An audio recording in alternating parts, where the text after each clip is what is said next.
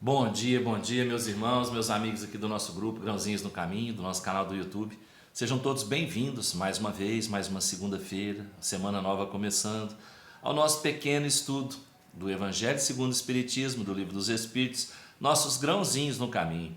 E os nossos grãozinhos hoje trazem do capítulo 23, Moral Estranha.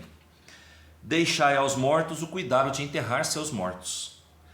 Ele disse a um outro: segui-me. E ele lhe respondeu: Senhor, permiti-me ir antes enterrar meu pai. Jesus lhe respondeu: deixai aos mortos o cuidado de enterrar seus mortos, mas por vós ide anunciar o reino de Deus.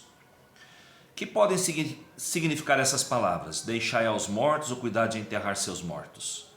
As considerações precedentes mostram primeiro que, na circunstância em que foram pronunciadas, não poderiam exprimir uma censura contra aquele que considera um dever de piedade filial ir enterrar seu pai.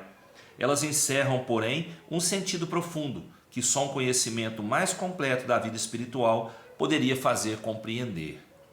A vida espiritual, com efeito, é a verdadeira vida, é a vida normal do espírito. Sua existência terrestre não é senão transitória e passageira. É uma espécie de morte comparada ao esplendor e à atividade da vida espiritual.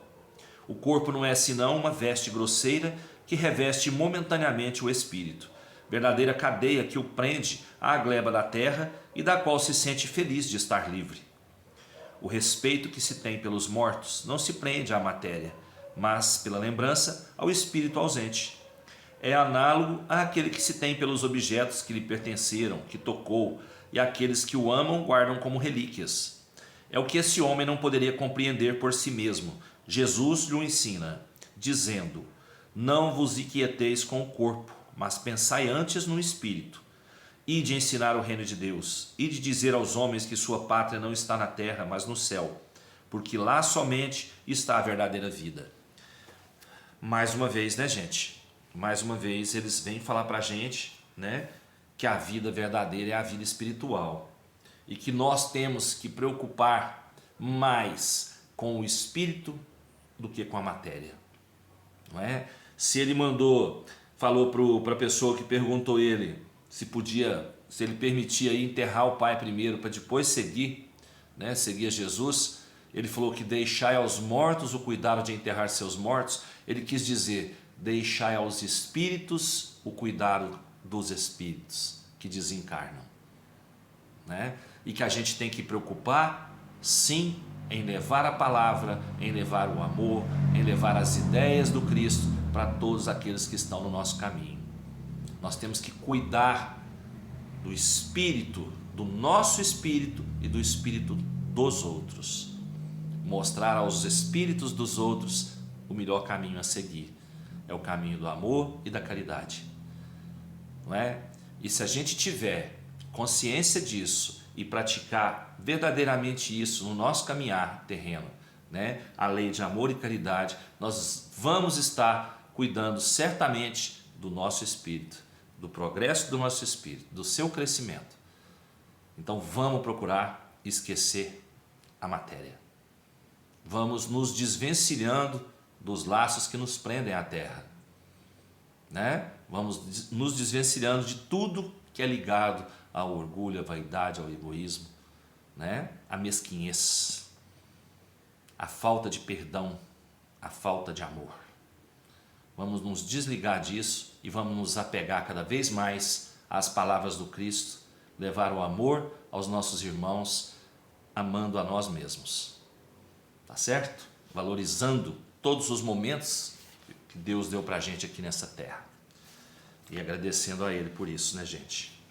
O Livro dos Espíritos traz pra gente hoje o capítulo 11 ainda, dos Três Reinos, a questão 607. Foi dito que a alma do homem em sua origem está no estado da infância na vida corporal, que sua inteligência apenas desabrocha e ensaia para a vida. Está lá na questão 190.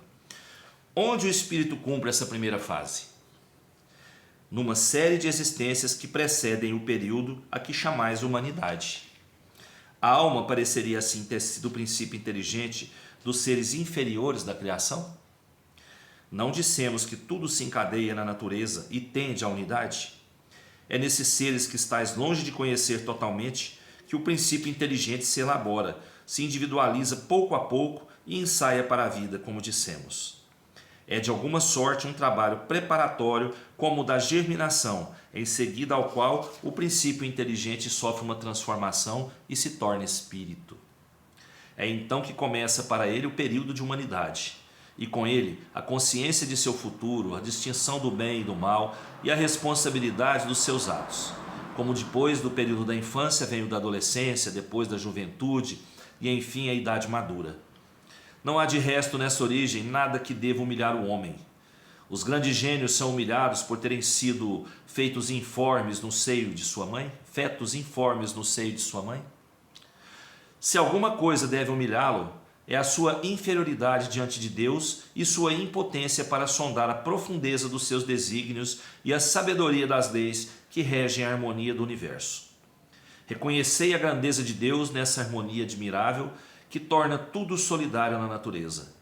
Crer que Deus haja feito alguma coisa sem objetivo e criado seres inteligentes sem futuro seria blasfemar contra a sua bondade que se estende sobre todas as suas criaturas. Esse período de humanização começa sobre a Terra? A Terra não é o ponto de partida da primeira encarnação humana. O período de humanização começa, em geral, em mundos ainda mais inferiores. Isso, entretanto, não é uma regra absoluta e poderá acontecer que um espírito, desde seu começo humano, esteja apto a viver sobre a Terra. Esse caso não é frequente e seria antes uma exceção. Bom, gente, nós já falamos aqui, né, em umas questões anteriores aqui, que o animal, ele tem um princípio inteligente nele, né? Tem um princípio inteligente nele, mas que ainda não é igual o do humano, não é igual ao nosso, né? Porque o nosso, ele tem o livre-arbítrio já, né? O animal não tem. Então, o espírito que encarna no animal, ele vai progredir. Ele vai progredir, vai progredir, vai progredir até chegar num estado em que ele possa já encarnar em um humano, certo? Então, o que eles falam aqui, ó, que o espírito já passou por vários mundos inferiores ao nosso, né? Por vários planos inferiores ao nosso, até chegar a ter condições de encarnar aqui na Terra, que ainda é um planeta muito atrasado, né? Como nós estamos aqui hoje passando uma experiência, né, para podermos mais na frente encarnarmos em um mundo melhor, não é? Então, tudo tem as etapas. Deus não faz nada errado. Tudo tem as suas etapas. O espírito cresce gradativamente, de acordo com seu aprendizado, de acordo com as suas práticas e de acordo com a vontade do Pai. Tá certo? É isso. Todos nós já passamos por mundos muito inferiores à Terra. E se estamos aqui hoje, vamos agradecer ao Pai, né? E vamos fazer o possível para aproveitar essa etapa que nós estamos aqui, melhorar, para que a gente possa, o mais rápido possível, passar para um planeta de mais elevada, condição mais elevada. Tá certo? Ó, fiquem todos com Deus.